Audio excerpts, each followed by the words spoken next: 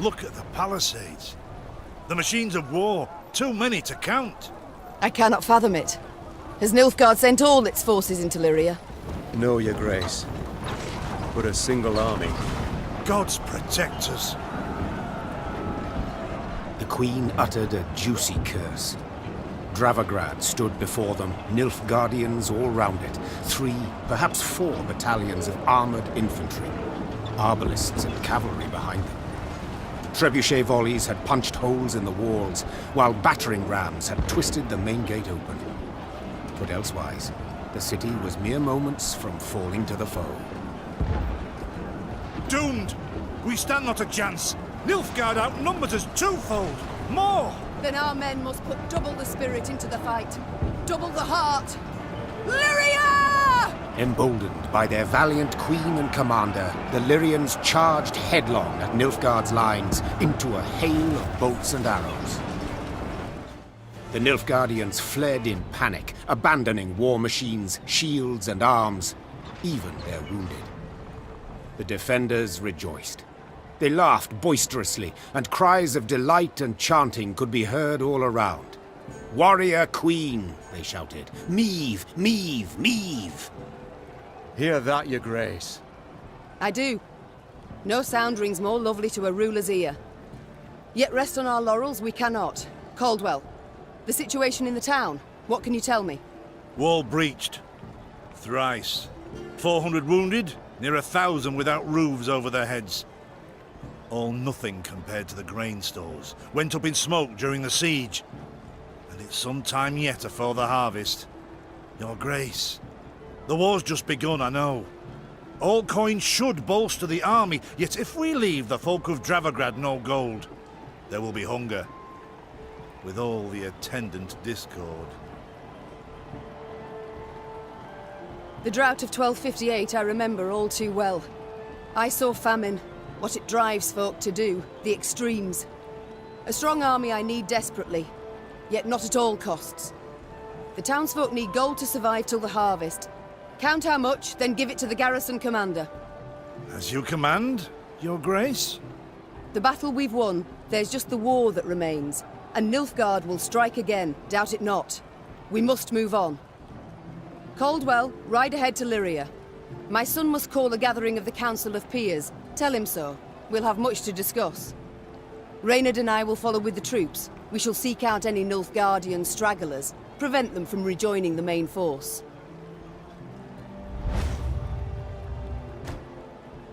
Meve's 2 adjutants bowed and left the Queen to think. She was hungry, sore from the fight, spent. Yet sensing her soldiers' eyes upon her, she set off for the stable, her gait brisk, her head held high. Meve stood surrounded by advisors, discussing, when all at once they heard a mighty thud. Bloody hell! They looked to see a cavalryman who'd clearly fallen from his saddle. The men who'd witnessed the blunder began to jest, only to choke on their laughter, as the wretch, having risen to his hands and knees, began to shake and vomit blood. The medic's diagnosis: poison. In spite of his best efforts, the cavalryman breathed his last that very night. Soon, several other riders developed the same symptoms, and at the last shared their comrade's fate. All were buried at the roadside, beneath an old willow. This looks to be no coincidence, Reynard said, gravely. Our stores of water. Someone's poisoned them. We must find the fiend. In the interim, your Majesty must quench her thirst with wine. Horns sounded. Meve recognized them at once as those of the Lyrian vanguard. She drew her sword and prepared to face the invader. Yet coming down upon her force were not Nilfgaardians, but bearded warriors clad in leather, horned helmets on their heads. This was not so. The Queen could not believe her eyes. Skelligan raiders? This far inland? But this was no time to be bewildered. Meve spurred her horse. It neighed and reared, and then the twain leapt into the fray. The Skelligers fought hard, fought bravely, brought mayhem. Yet the Queen's ordered, disciplined force won the day. The islanders seemed entirely undismayed at their defeat. a trait of theirs, I must admit, I've ever admired. Well, you're right scrappy for landlubbers. Lippy Goodman applauds you for your pluck, Queen. When we sup, me and the lads will drink your health.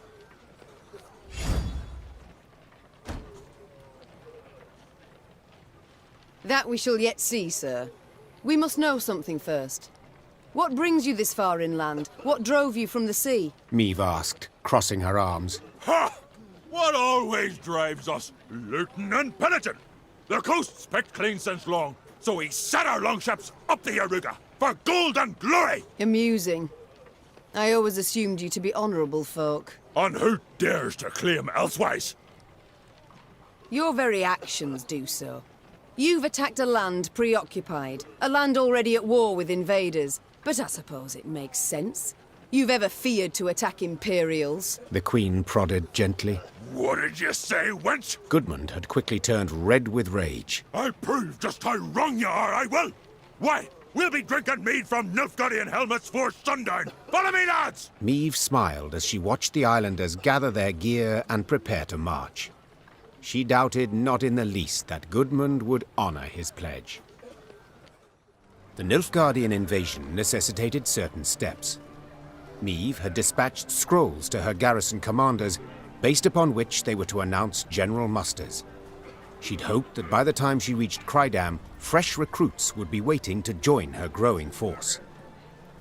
Alas, the commander of this fort, one Sergeant Griggs, had only bad news. Your Majesty, I've not the numbers to man the walls even. The call to arms brings few new recruits and more men desert each day. Folk are terrified something awful. They don't believe in victory.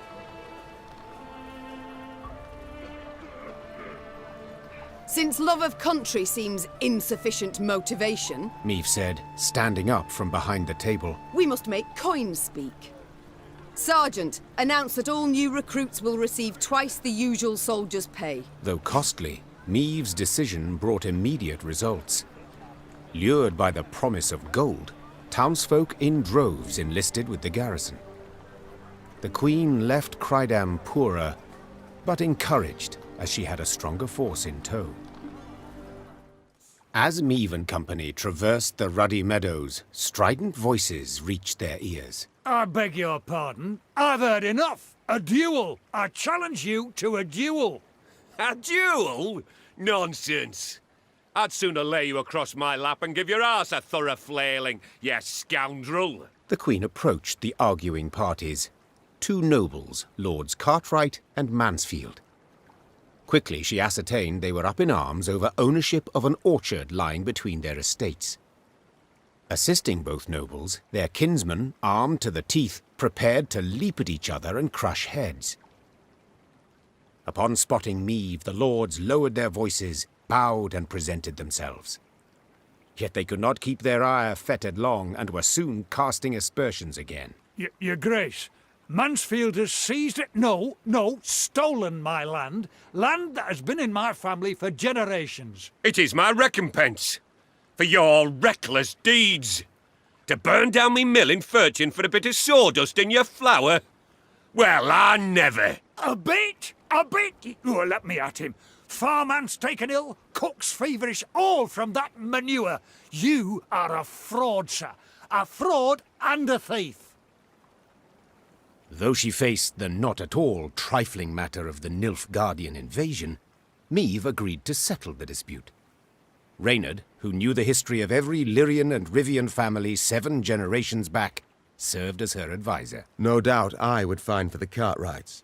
They are in the right here, as regards the title to the land. Yet your grace must consider, the Mansfields have ever served the crown and never delayed payment of tribute. Whereas the Cartwrights are litigious charlatans who owe the royal treasury thousands, many thousands.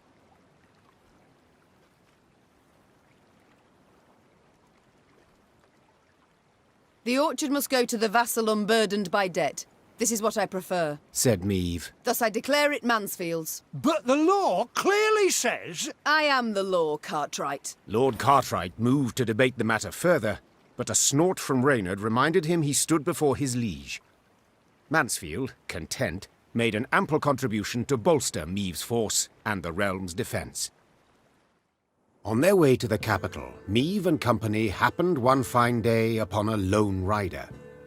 Had I been at her side, I would immediately have recognized his passionate gaze and altogether chivalrous mien.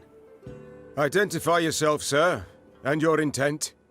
Ake of Denel I am dubbed, and my design I never conceal. The good book says the world is a garden which the gods once conferred upon man, and we men have this garden neglected. In consequence, all manner of filth has made its lair here. Drowners, ghouls, and other kobolds. I have sworn ne'er to rest until the day when, with the gods' help, I have rid the world of these beasts and pests. I wander all lands, seeking out evil and facing it in mortal combat. Who do we spy? A knight-errant? Just as likely a madman. How goes your hunt? Caught the trail of any monster? Monster? Too fair a term by far. An exceptionally vile worm has made its lair in nearby caverns. It is said to be the very distillation of filth. A slither in horror. A mélange of the macabre. Its head, that of a wild cat of Ophir. Its maw full of spiked teeth. The wings of a bat it is said to have. The tail of a scorpion, and from it a thick venom drips. Learned men call this variety a manticore, or mardiacore. Perhaps it will be most prudent, then, to send for a witcher. A witcher? Soulless automatons they are, all, feeding on common folks' fears. What they demand gold to do, I perform without demand of any coin. Sir Ake, far be it from me to discourage you. Your endeavour is noble, no doubt, but from what I have heard, manticores are exceedingly dangerous beasts. To defeat this filth alone could be a difficult task, I'll not deny. Yet try it I must, for it is what I have sworn before the gods. We shall help you find and fight the manticore, provided you then pledge to help us fight an even fiercer and filthier beast. Of course, my lady. Yet what manner of horror is it? A viper? A griffin? A drake of some rare form? Were it only. 'Tis a beast of 1,000 heads, covered in black armor, its fire consuming whole villages. Noble lady, I know bestiaries only in parts, yet I've seen some of the world, and never have I heard of such a terror. You need but look about you, and spot Nilfgaard's legions.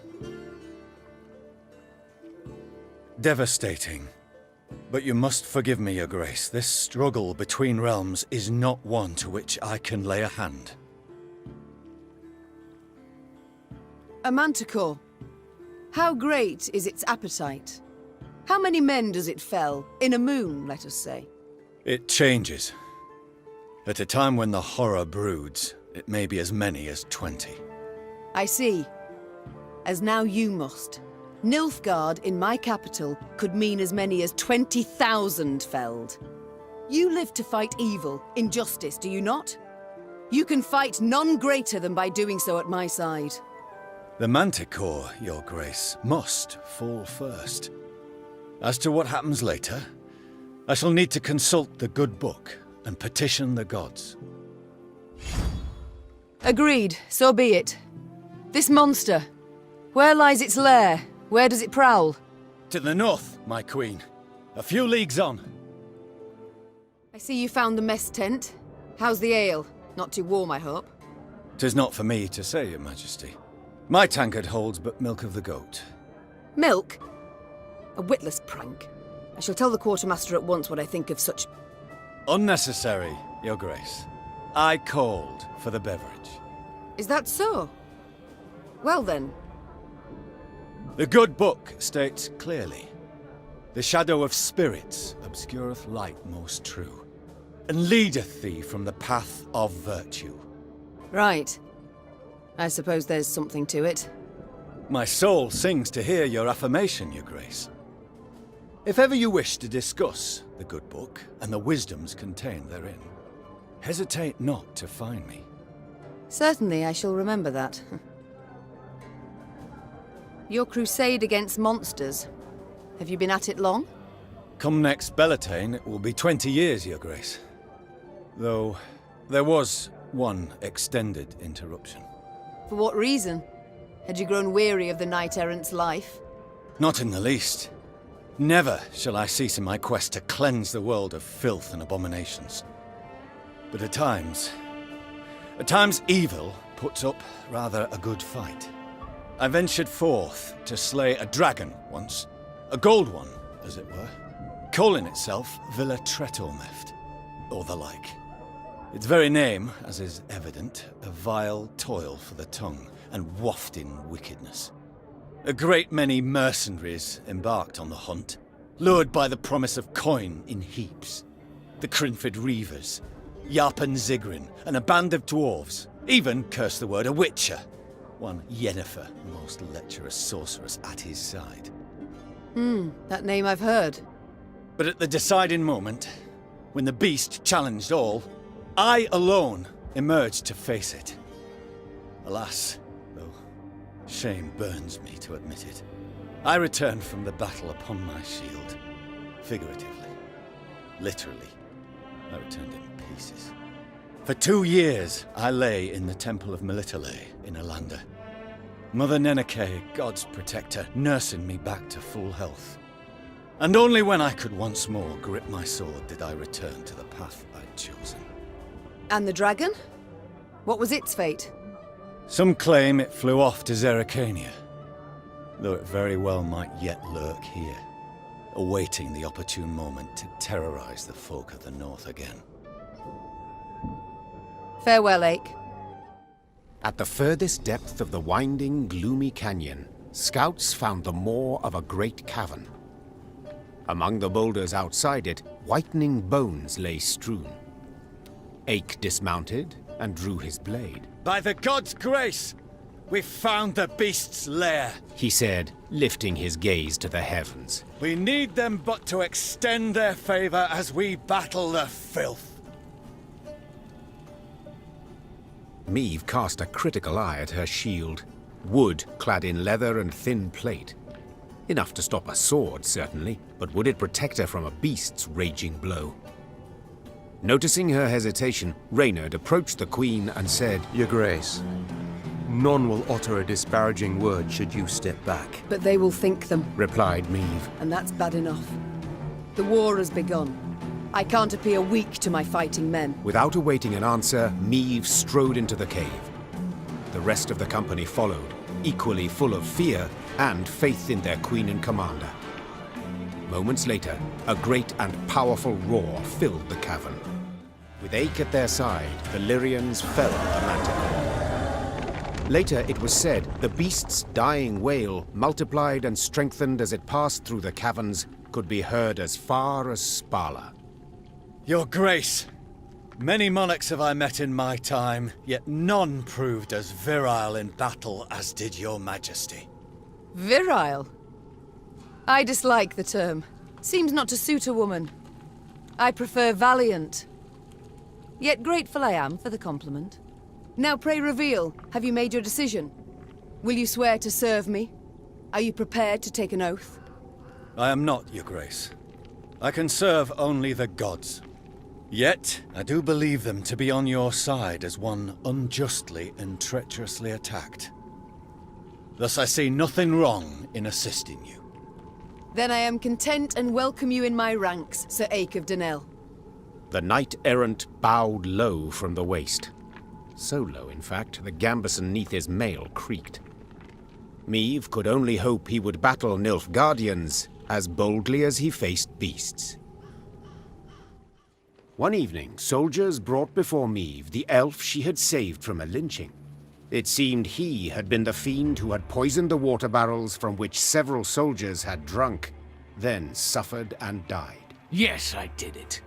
And I regret it not one bit. Seethed the elf. Nilfgaardian, Temerian, some brute from Lyria, you Dwan are all alike.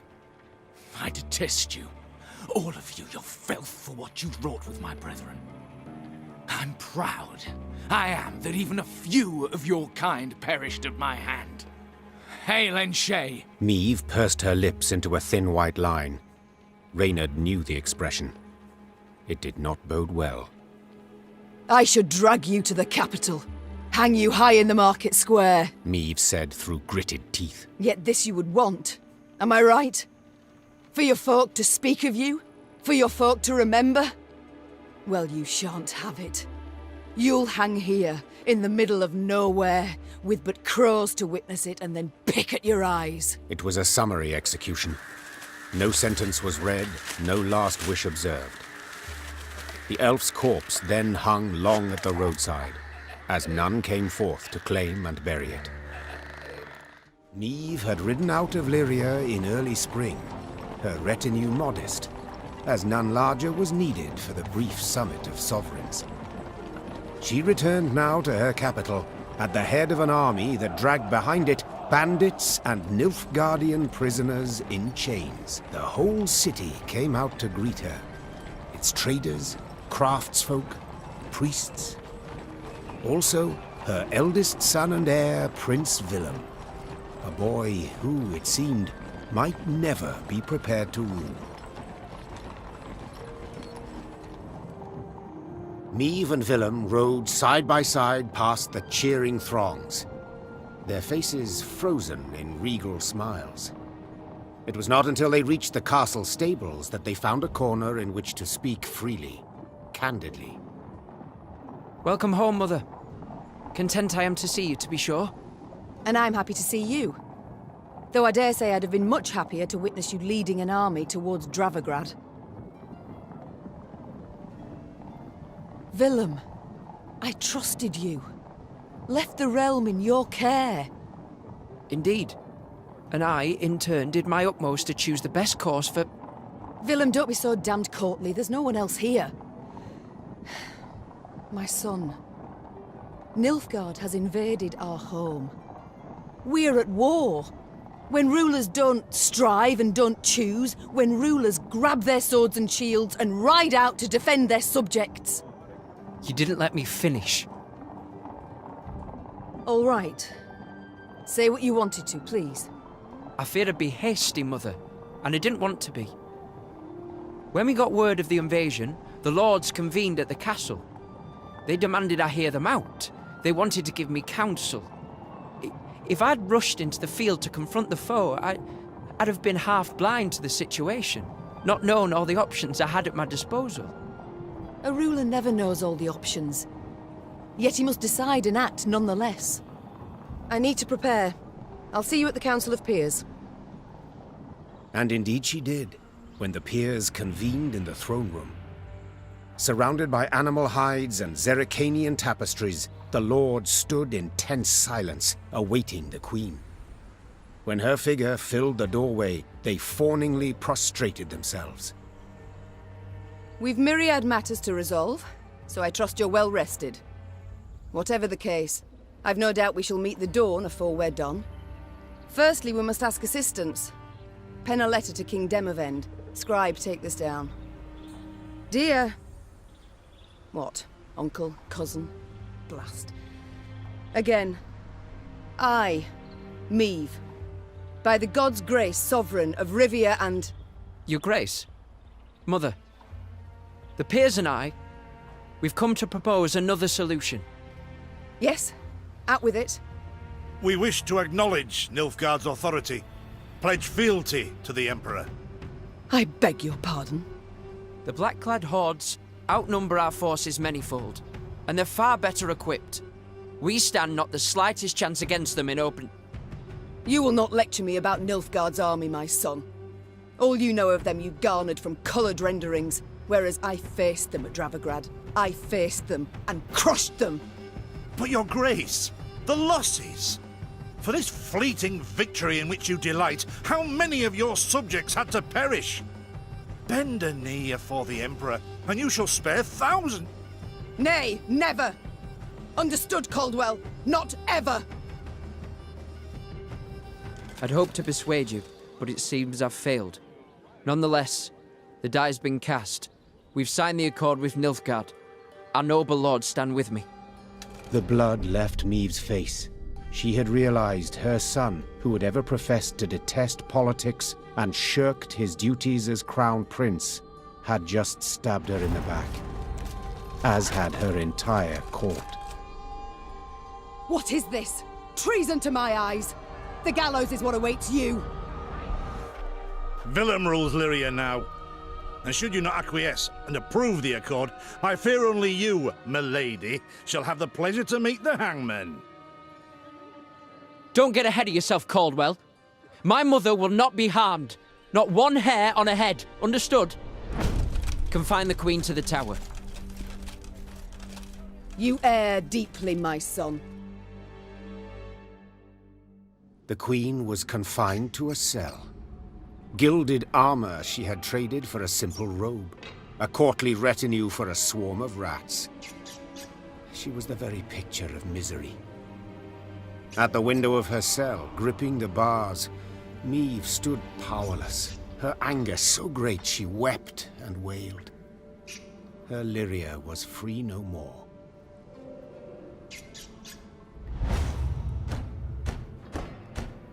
Have I come at a bad time? Demons take you, Caldwell. You've long been at this scheme, haven't you? You left the strays of Sparla to roam the realm, to forage, so that I would have to look to them. And thus gained your cohorts the time they needed to complete Lyria's sail to Nilfgaard. You've seen through it all, that's clear. After the fact, of course. But still, I'm not nearly the poor strategist you thought me. Willem, you turned him. How? The boy's not fit to wear the crown. Hasn't sufficient wit nor valor. I know this. You know this. Just, he knows it not. Willem fancied himself a statesman, which terribly to prove he was one. I made it possible. I've been amply rewarded, I have. Palatine since just yesterday, in fact. You'll have neither my blessing nor congratulations. Sorry to disappoint you. I seek neither. I've come for another reason. To bid you adieu. Willem does not seek your death. Does not even fathom it, as you well know. Moreover, his resolve will wilt in time, and he'll wish to free you. So, come the morn, when the young king rides out to pledge fealty afore General Ep Dahi, you shall use your bed linens to hang yourself. I see. You wish to see me bow afore you, lie prostrate, beg you for mercy, plough yourself with a pike, Caldwell. And you needn't send your thugs. I'll not falter nor hesitate. I'll take my own life. Adieu, your grace, and use your last evening wisely. Maeve felt a rush of despair, yet bit her lip to mute any weeping. No, she would not give Caldwell the satisfaction. Morning arrived with the sound of footsteps in the corridor. Maeve rose from her cot and stood in the center of her cell. She was prepared for anything. Well, nearly anything. The Duke of Dogs. Titles seem senseless under the circumstances, don't you think? Let's forgo them. I'm Gascon. Has Caldwell sent you? To kill me? No and a no. Actually, you're free. How shall I put this? That cad, Count Caldwell, used yours truly and the strays as bait in a scheme aimed at kicking your shapely backside off your throne. Now, I'm hardly vindictive. First to forgive, in fact. Take your threat to send me to the gallows. Forgotten already. Yet being played for a fool, I cannot abide. So when the strays freed me, I knew what I'd do to spite the Count afore I disappeared. I'd free you. That's to say, on one condition. You've got to request it of me, my lady. Courteously. For my realm I will do this, and much, much more. Even bow afore a brigand. Thus I beg you, Gascon, Duke of Dogs, Grant me my freedom. Ha! Incredible! I've lived to see someone grovel with dignity. A true ruler you've got to be. You are free.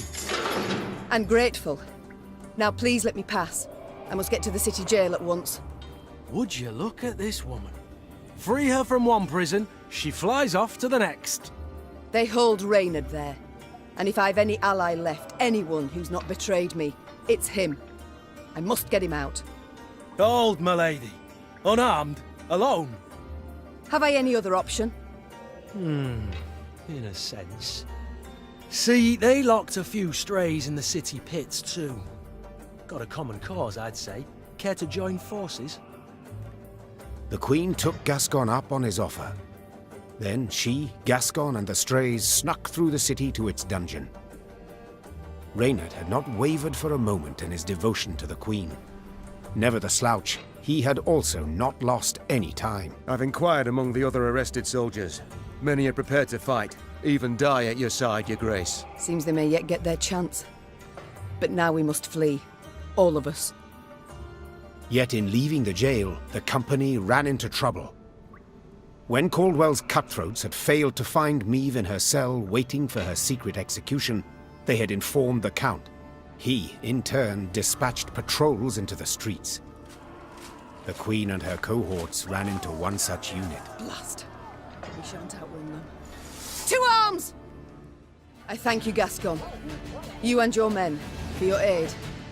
'Tis now, my lady. Strays never say no to a proper brawl. No brawl this was. Sun rising against Mother. Lyrian striking at Lyrian. I fear a blood war's begun. Come now. Seems to me the war's ended. Your realm's lost to Nilfgaard. You've no army to speak of. Then I shall assemble a new one. And with it have Caldwell hanged, and drive Nilfgaard back across the Yaruga. You're mad. How will you find the men? Riding from hamlet to hamlet, speaking from atop a crate? No. I shall find them in Edern. I've a favour to call in with King Demavend, and I'll sway volunteers to my cause on the way. Well, you've your first willing warriors already. How so? We've nothing left in Lyria. Our hideouts are compromised, Caldwell's sure to set a price on our heads, and Nilfgaardians roam the land in numbers. Besides, I'll be right tickled to see proud Queen Meve fighting elbow to elbow with a bandit she'd wish to hang just a half day afore. Well, it is said my foe's foe is my friend, and I'd be a fool to turn down assistance now, no matter who offers. So be it. Very high-minded of you, my lady. So, shall we shake on't? Nay? Well then, the high road beckons. Though first we must escape the city with our lives. Follow me. Lyria was hers no more. Meve now had to flee her capital and realm as quickly as she could. Wont to travel the city streets in a gilded carriage, the Queen now saw them from a slightly different vantage point. Ugh. Is this the only way? Are you quite certain? The Queen is a common fugitive now, so she'd do better to pinch her nose and whinge not at all. At long last, Meve reached the gate. Yet this she found shut tight, locked and guarded. Gods be damned! Easy, your grace. Nothing we can't solve with a quiver full of quarrels. Those are our men. They were, Reynard, were. Gascon's raiders were poised to loose their bolts, but were thwarted when the Queen stepped out in front of them. What's she... Your Majesty? I've orders to arrest your grace. Place me in irons, then. Please understand, I haven't a choice. Fear not. You'll be rewarded by Caldwell in Nilfgaardian Florens. The captain's head dropped. His cheeks burned crimson. Go, your grace. Flee now, but only to return. Remember this, Gascon. I'm no fugitive. I'm a queen, robbed of her rightful crown. And though I may need to venture to the world's end before I return, I shall have it back. Having fled Lyria, Queen Meve ventured into Edirn, her old friend Reynard and new ally Gascon at her side. The war had bitten into this land too. Still, Meve hoped to sway King Demavend to her cause, and with his aid, to oust the traitors, retake her throne, and drive the Nilfgaardian invader from her realm. Yet to start, she was forced to fight, Scoia'tael no less. Emerging from a wood, Meve's retinue encountered a unit of elven rebels just moments from hanging a handful of prisoners. Among the latter, the Queen spotted a woman, a proud warrior with a striking, thick black braid. The lass I believe I know. Well, unless we rush to her rescue, it'll soon be you knew her. Well said. Lyrians, attack! The Scoia'tael warriors shocked the Queen with their speed, their cunning, and their cruelty. Yet in the end, the Lyrians prevailed. When the last elf hit the ground, the Queen had her men untie those they'd sought to hang. 1,000 thanks, Your Grace. Heard many tales of your valor. Pleased to see they weren't just flattery and propaganda. Black Rayla. Hagar, we saw you there. You command King Demavend's special forces. That's right. Though not many remain to command. So I see. How did it come to this? My liege sent me to wipe out a Scoia'tael band, led by a rat called Eldane. Followed the vermin's tracks for several days. Straight into his trap, turned out. Hunting elves in the woods. Truly inspired, I must say. Had no choice. Doing nothing would have brought us surer, swifter doom. The Black Clad have invaded Edirn. Thanks to elven aid. They snap our supply lines, lurk like dogs, prey on vulnerable units and scouts. You mean to say Nilfgaard's broken your defenses? Aye. Though their march will soon halt, believe me. To advance, they'll have to take Rosberg, a stronghold that's yet to fall once. They'll break against its walls like waves upon the rocks. Rayla, the black swarm I have beheld. Endless lines of infantrymen. Countless riders. War machines capable of crushing the hardest stone to gravel. Your meaning, my lady? That we must prepare for the worst. I'll convey your grace's words to the king at the first occasion. I'd rather hope to convey them myself. I have come to Edirn seeking aid. I wish to ask Demavend for support. The king is in Rosberg, overseeing siege preparations. I'm heading that way too to report on our skirmish with the Scoia'tael. I might serve as your guide. These lands I know better than any. Excellent. Guide on.